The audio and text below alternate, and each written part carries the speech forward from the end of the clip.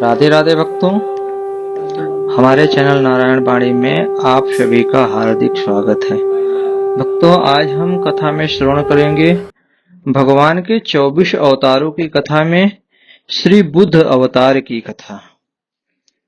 बौद्ध धर्म के प्रवर्तक महाराज सुद्धोधन के यशस्वी पुत्र गौतम बुद्ध के रूप में ही श्री भगवान अवतरित हुए थे, ऐसी प्रसिद्धि विश्रुत है। परंतु पुराण वर्णित भगवान बुद्ध देव का प्राकट्य गया के समीप कीटक देश में हुआ था। उनके पुण्यात्मा पिता का नाम अजन बताया गया है। यह प्रसंग पुराण वर्तित बुद्धा अवतार का ही है। दैत्यों की शक्ति बढ़ गई थी, उनके सम्मुख देवता टिक नहीं सके। दैत्यों के भय से प्राण लेकर भागे। दैत्यों ने देवधाम स्वर्ग पर अधिकार कर लिया। वे स्वच्छंद होकर देवताओं के वैभव का उपभोग करने लगे, किंतु उन्हें प्रायः चिंता बनी रहती थी कि पता नहीं कब देवगण समर्थ होकर पुनः स्वर्ग छीन लें।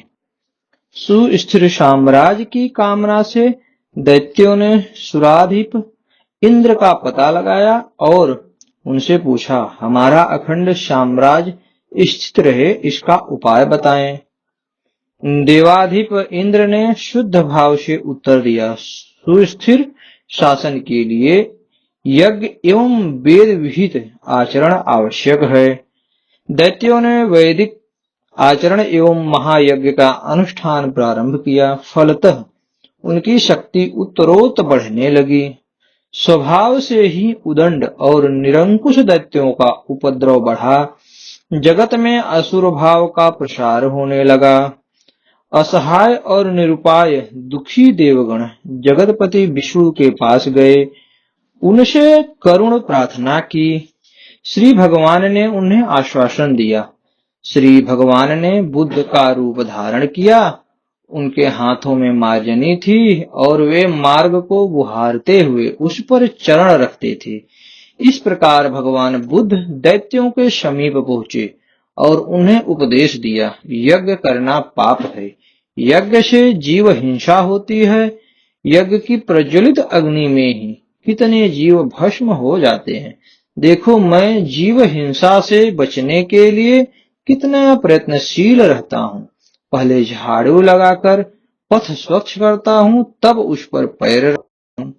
सन्यासी बुद्ध देव के उपदेश से दैत्यगण प्रभावित हुए। उन्होंने यज्ञ एवं वैदिक आचरण का परित्याग कर दिया। परिणामतः कुछ ही दिनों में उनकी शक्ति क्षीण हो गई। फिर क्या था, देवताओं ने उन दुर्बल एवं प्रतिरोधहीन दैत्यों पर आक्रमण कर दिया। असमर्थ दैत्य पराजित हुए और प्राण रक्षार्थ यत्र तत्र भाग खड़े हुए।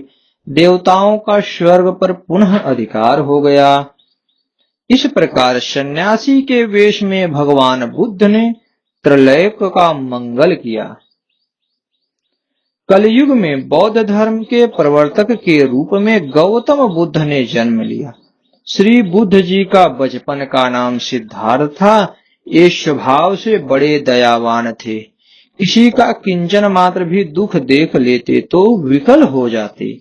यही कारण है कि उनके पिता राजा सुद्धोधन की ओर से राज्य में ऐसी व्यवस्था थी कि कोई दुखमय प्रसंग इनके दृष्टि पथ में न आने पाए। परंतु यह सब होने पर भी दयोग से एक दिन सहसा एक रुग्ण पुरुष को, कुछ ही दिन बाद एक अत्यंत वृद्ध पुरुष को, पश्चात एक मृतक को देखकर उनकी आत्मा सिहर गई और उसी दिन से ये जगत से उदास हो गए।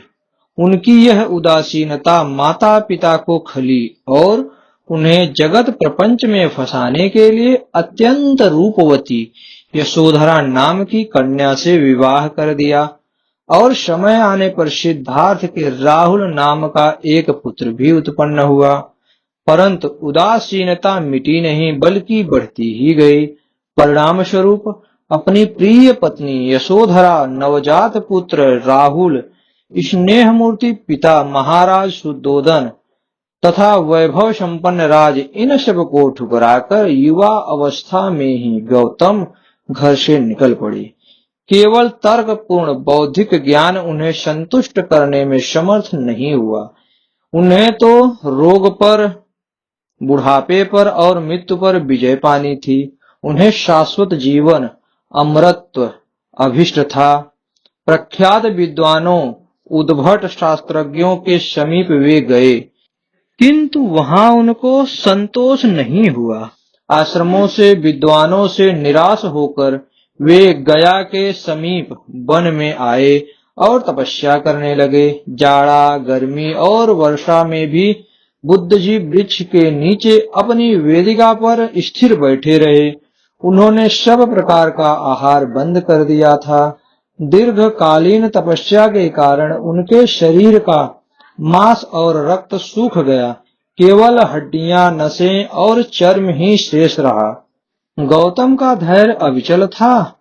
कष्ट क्या है इसे वे अनुभव ही नहीं करते थे, किंतु उन्हें अपना अभिष्ट प्राप्त नहीं हो रहा था।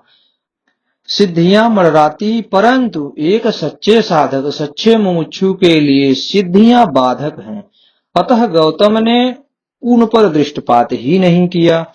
एक दिन जहां गौतम तपस्या कर रहे थे, उस स्थान के समीप के मार्ग से कुछ स्त्रियां गाती बजाती निकली।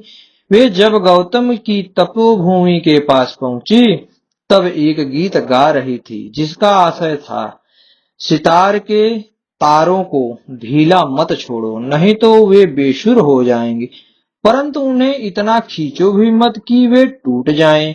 गौतम के कानों में वे संगीत ध्वनि पड़ी। उनकी प्रज्ञा में सहसा प्रकाश आ गया। साधना के लिए केवल कठिन तपस्या ही उपयुक्त नहीं है, संयमित भोजन एवं नियमित निद्रादि व्यवहार भी आवश्यक हैं। इस प्रकार सम्यक बोध प्राप्त कर लेने पर गौतम का नाम गौतम बुद्ध पड़ा। तत्व का ज्ञान होने के बाद भगवान बुद्ध वाराणसी चले आए और अपना सर्वप्रथम उपदेश उन्होंने सारनाथ में दिया।